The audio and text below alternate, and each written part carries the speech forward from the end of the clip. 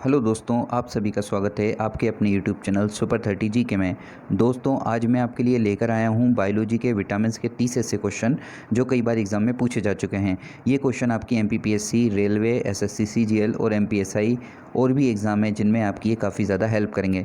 चलिए, क्वेश्चन पे जाने से पहले एक बार हम विटामिन क्या होते हैं उन्हें एक बार समझने की कोशिश करते हैं। दोस्तों विटामिन वे पोषक तत्व होते हैं जो हमारी अनेक बीमारियों से रक्षा करते हैं।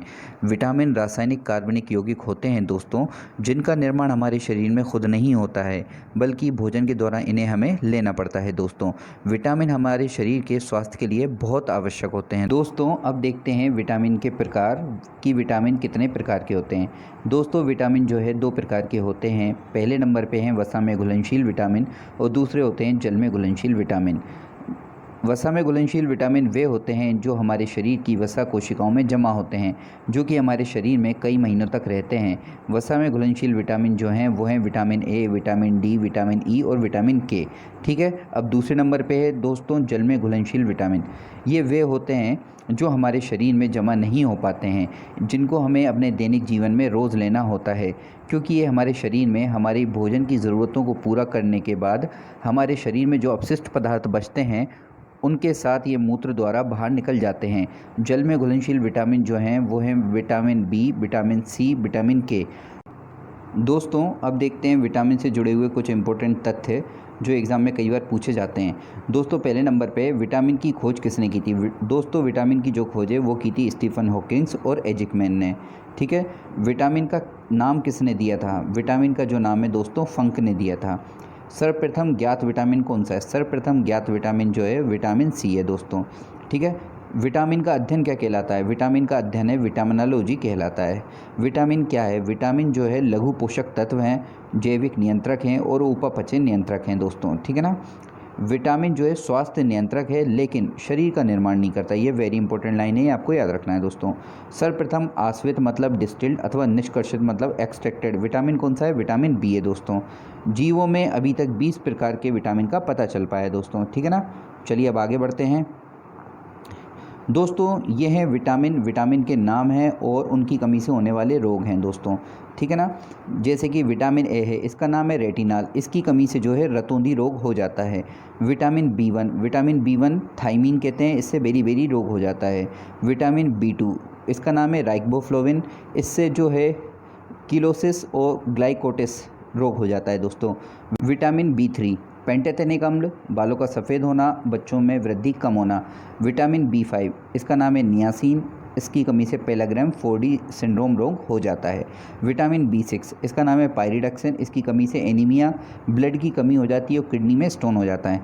विटामिन बी नाइन, इसका नाम है रासायनिक फोलिक अम्ल, इसकी वजह से जो है एनीमिया, ब्लड की कमी वगैरह हो जाती है। विटामिन बी ट्वेल्व, इसका नाम है साइनाकोब्लामाइन, इसकी कमी से एनीमिया और पांडु रोग हो जाता है। विटामिन सी का रासायनिक नाम है एस्कर्बिक अम्ल, इसकी कमी से मसूड़ों का फूलना, स्कर्बी वगैरह ये सब हो जाता है। विटामिन डी, इसका नाम है कैल्सीफेरोल, इसकी कमी से बच्चों में रिकेट्स और ये सब हो जाता है और ऑस्टियोमेलिश वयस्कों में हो जाता है। विटामिन ई, इसका नाम है रासायनिक नाम टोकोफेरोल, इससे जनन शक्ति कम हो जाती है दोस्तों। विटामिन के, इसका नाम है फिलक्विनिन, रक्त का थक्का जमाने में यही मदद करता है। ठीक है ना। जब इसकी कमी होती है तो रक्त का थक्का जमना बंद हो जाता है दोस्तों। चलिए अब आगे बढ़ते हैं क्वेश्चंस की तरफ जो एग्ज़ाम में पूछे जा चुके हैं दोस्तों। पहला क्वेश्चन है दोस्तों, निम्नलिखित विटामिन में से किसमें कोबाल्ट होता है? दोस्तों, ऐसा कौन सा विटामिन है जिसके अंदर कोबाल्ट होता है? Vitamin B two, vitamin B six, vitamin K, vitamin B twelve. दोस्तों, इसका राइट आंसर है चौथे नंबर का विटामिन बी ट्वेल्व। दोस्तों, विटामिन बी ट्वेल्व जो है उसका रासायनिक नाम साइनाकोब्लामाइन है, इसमें कोबाल्ट पाया जाता है, इसकी कमी से रक्त क्षीणता या फिर एनीमिया रोग हो जाता है। चलिए आगे बढ़ते हैं, अगला क्वेश्चन देखते हैं दोस्तों। प्रातःकालीन धूप में मानव शरीर में निम्नलिखित में से कौन सा विटामिन उत्पन्न होता है? दोस्तों, जो ये धूप होती है उससे मानव शरीर में कौन सा विटामिन उत्पन्न होता है दोस्तों? Vitamin A, vitamin B, vitamin C, vitamin D. दोस्तों, इसका राइट आंसर है चौथे नंबर का विटामिन डी। धूप से हमें विटामिन डी प्राप्त होता है दोस्तों। चलिए आगे बढ़ते हैं। तीसरे नंबर का क्वेश्चन है, मानव शरीर में संक्रमण को रोकने में मदद करने वाला विटामिन कौन सा है? ऐसा कौन सा विटामिन है जो मानव शरीर में संक्रमण को रोकता है दोस्तों? पहला है विटामिन B2, दूसरा है विटामिन D, तीसरा है विटामिन B12, चौथा है विटामिन ए। दोस्तों जो मानव में संक्रमण को रोकने में मदद करता है वो है विटामिन ए। इसका राइट आंसर है चौथे नंबर का दोस्तों। ठीक है, अब आगे बढ़ते हैं। चौथा क्वेश्चन है दोस्तों, कौन सा विटामिन प्रतिरक्षा प्रदान करता है? ऐसा कौन सा विटामिन है जो प्रतिरक्षा प्रदान करता है? पहले नंबर पे विटामिन ई, दूसरे पे विटामिन के, तीसरे नंबर पे विटामिन ए, चौथे नंबर पे विटामिन सी। दोस्तों विटामिन ए जो है तीसरे नंबर का आंसर है, वो राइट आंसर है दोस्तों। विटामिन ए जो है संक्रमण रोधी विटामिन कहलाता है। इसे एंटी इन्फेक्शन विटामिन कहते हैं। ये हमारे शरीर को प्रतिरक्षा प्रदान करता है दोस्तों। ठीक है ना। चलिए अब आगे बढ़ते हैं दोस्तों। विटामिन शब्द का प्रयोग सर्वप्रथम वर्ष 1911 में किसने किया था? दोस्तों 1911 में विटामिन शब्द का सर्वप्रथम प्रयोग जो किया था वो किया था फंक ने। ये आपको पता होगा, ये बहुत आसान क्वेश्चन है। चलिए अब आगे बढ़ते हैं छठवें क्वेश्चन की तरफ। दोस्तों विटामिन डी की कमी से कौन सी बीमारी हो जाती है? दोस्तों विटामिन डी जो है हमें धूप से प्राप्त होता है। इसकी कमी से कौन सी बीमारी हो जाती है? पहले नंबर पे है रक्त क्षीणता, दूसरे नंबर पे है स्कर्वी, तीसरे नंबर पे है रिकेट्स, चौथे नंबर पे है अधिक रक्त का स्त्राव। दोस्तों जब विटामिन डी की कमी होती है तो हमें रिकेट्स हो जाता है दोस्तों। तीसरे नंबर का जो आंसर है वो राइट आंसर है, रिकेट्स। ठीक है ना। चलिए अब आगे बढ़ते हैं। सातवां क्वेश्चन देखते हैं दोस्तों। विटामिन ए की कमी से कौन सा रोग फैलता है?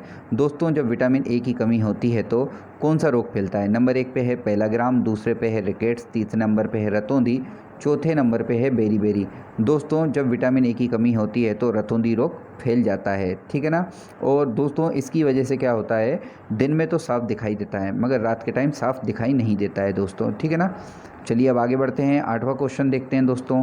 विटामिन सी को और किस नाम से जाना जाता है? दोस्तों ये वाला क्वेश्चन कई बार पेपर में पूछा जा चुका है कि विटामिन सी को किस नाम से जाना जाता है। नंबर 1 पे है एसिटिक एसिड, दूसरे पे है एस्कर्बिक एसिड, तीसरे नंबर पे एजेलिक एसिड, चौथे नंबर पे एमिनो एसिड। दोस्तों विटामिन सी को जो है एस्कर्बिक एसिड के नाम से भी जाना जाता है और इसका आंसर हो जाएगा राइट दूसरे नंबर का। 9वें नंबर का क्वेश्चन है दोस्तों। विटामिन ए का सर्वोत्तम स्रोत क्या है? पहले नंबर पे नारंगी, दूसरे पे है मूली, तीसरे नंबर पे है गेहूँ, चौथे नंबर पे है गाजर। दोस्तों इस क्वेश्चन का राइट आंसर है डी, गाजर। दोस्तों विटामिन ए का सर्वोत्तम स्रोत जो है वो है गाजर दोस्तों। ठीक है ना। चलिए अब आगे बढ़ते हैं दोस्तों 10वें क्वेश्चन की तरफ। मानव शरीर में विटामिन ए कहाँ भंडारित होता है दोस्तों विटामिन ए जो है हमारे शरीर में कहाँ भंडारित होता है? दोस्तों इसका राइट आंसर है तीसरे नंबर का यकृत, लीवर जिसे कहते हैं, वहाँ पर विटामिन ए भंडारित होता है। चलिए आगे बढ़ते हैं। 11वां क्वेश्चन है दोस्तों। मछलियों के यकृत के तेल में किसकी प्रचुरता होती है? दोस्तों जो मछलियों के यकृत में तेल होता है उसमें किसकी प्रचुरता होती है? Vitamin D, vitamin A, vitamin C, vitamin E. दोस्तों इसका राइट आंसर है विटामिन डी। ठीक है ना। मछलियों के यकृत के तेल में विटामिन डी की प्रचुरता होती है दोस्तों। चलिए आगे बढ़ते हैं दोस्तों। विटामिन डी अनिवार्य है भोजन में मैग्नीशियम के अवशोषण के लिए, ऑस्टियोआर्थराइटिस से बचने के लिए, भोजन से कैल्शियम के अवशोषण के लिए, मजबूत तथा स्वस्थ अस्थियां बनाए रखने के लिए। दोस्तों विटामिन डी जो है भोजन से कैल्शियम के अवशोषण के लिए अनिवार्य है दोस्तों। ठीक है। विटामिन डी एक हार्मोन के रूप में कार्य करता है। इसका कार्य भोजन से कैल्शियम तथा फास्फोरस का अवशोषण करना होता है। तीसरा जो आंसर है ये राइट आंसर है दोस्तों। चलिए अब देखते हैं 13वें नंबर का क्वेश्चन। दोस्तों 13वें नंबर का क्वेश्चन है, निम्नलिखित में से किस विटामिन की कमी के कारण मसूड़ों से रक्त आता है और दांत हिलने लगते हैं?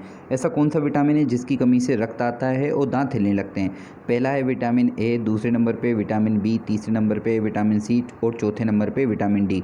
दोस्तों इसका राइट आंसर है तीसरे नंबर का विटामिन सी। विटामिन सी को एस्कर्बिक एसिड कहते हैं और इसकी कमी से रक्त भी आने लगता है दांतों में से और दांत हिलने लगते हैं दोस्तों। ठीक है। और दांत कमज़ोर हो जाते हैं। चलिए आगे बढ़ते हैं 14वें क्वेश्चन की तरफ। निम्नलिखित में से यौगिक के किस समूह को सहायक आहार कारक कहा जाता है? पहले नंबर पे हार्मोन, दूसरे नंबर पे विटामिन, तीसरे नंबर पे प्रोटीन, चौथे नंबर पे वसा। दोस्तों सहायक आहार कारक जो है वो विटामिन को कहा जाता है। दूसरे नंबर का जो आंसर है वो राइट आंसर है। 15वां क्वेश्चन है दोस्तों। विटामिन डी की कमी से होने वाले रोग रिकेट्स में शरीर का कौन सा अंग प्रभावित होता है? पहले नंबर पे है केश, दूसरे नंबर पे है अस्थि, तीसरे नंबर पे है त्वचा, चौथे नंबर पे है रुधिर। दोस्तों विटामिन डी जो है इसका नाम है कैल्सीफेरोल। इसकी कमी से रिकेट्स हो जाता है और इससे प्रभावित होने वाला अंग जो है वो है अस्थि, मतलब हड्डियां। दोस्तों दूसरे नंबर का जो आंसर है वो राइट आंसर है।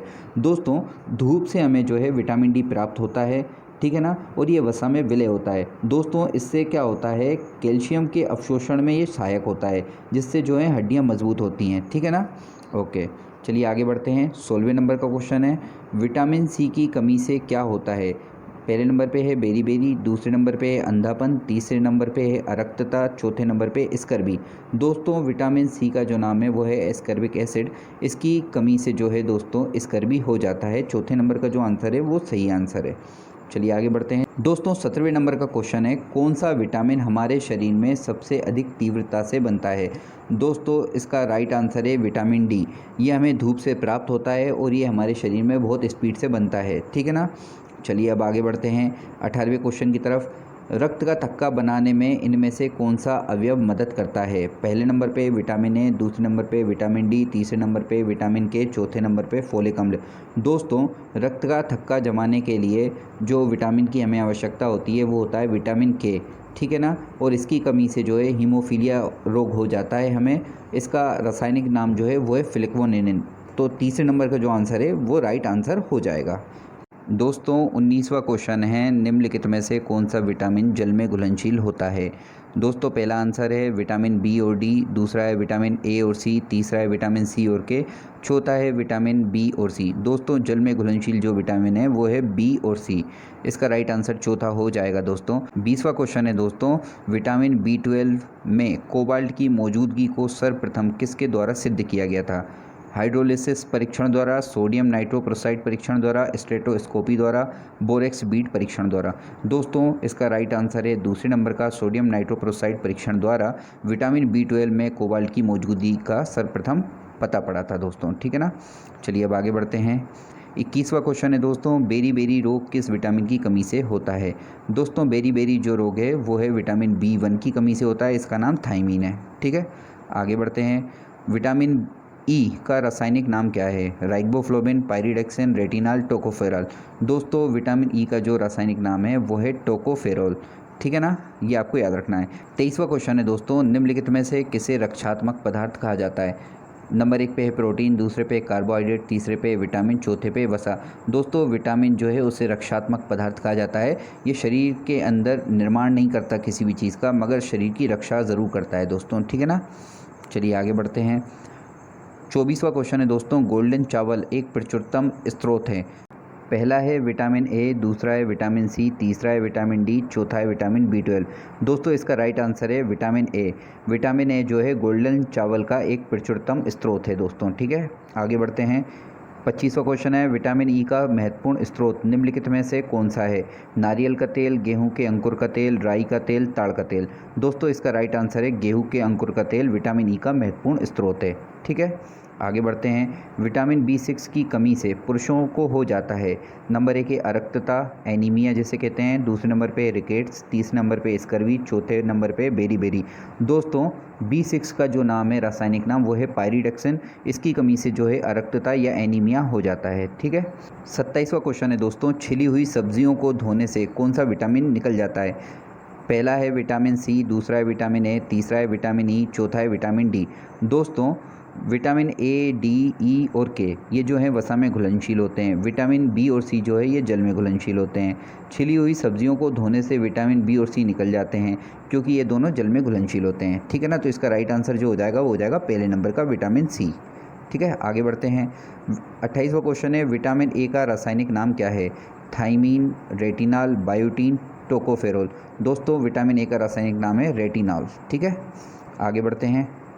उस विटामिन का नाम बताएं जो किसी भी मांसाहारी भोजन में नहीं मिलता।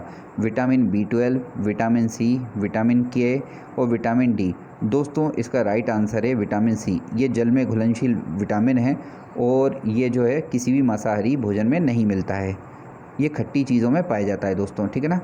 आगे बढ़ते हैं। ये आखिरी क्वेश्चन है, कौन सा विटामिन गर्म करने पर नष्ट हो जाता है। ऐसा कौन सा विटामिन है जो गर्म करने पर नष्ट हो जाता है? दोस्तों विटामिन सी एक ऐसा विटामिन है जो गर्म करने पर नष्ट हो जाता है। दोस्तों ये थे 30 क्वेश्चन जो कई बार एग्ज़ाम में पूछे जा चुके हैं और आगे भी इनके एग्ज़ाम में आने की काफ़ी ज़्यादा संभावना है। दोस्तों कहीं आपको हमारा वीडियो पसंद आया है तो आप हमारे चैनल को सब्सक्राइब करें, वीडियो को लाइक करें, शेयर करें और आप कहीं किसी ख़ास टॉपिक से रिलेटेड कहीं मुझसे वीडियो चाहते हैं तो आप मुझे कमेंट बॉक्स में आके कमेंट कर सकते हैं। मिलते हैं नेक्स्ट वीडियो में। धन्यवाद।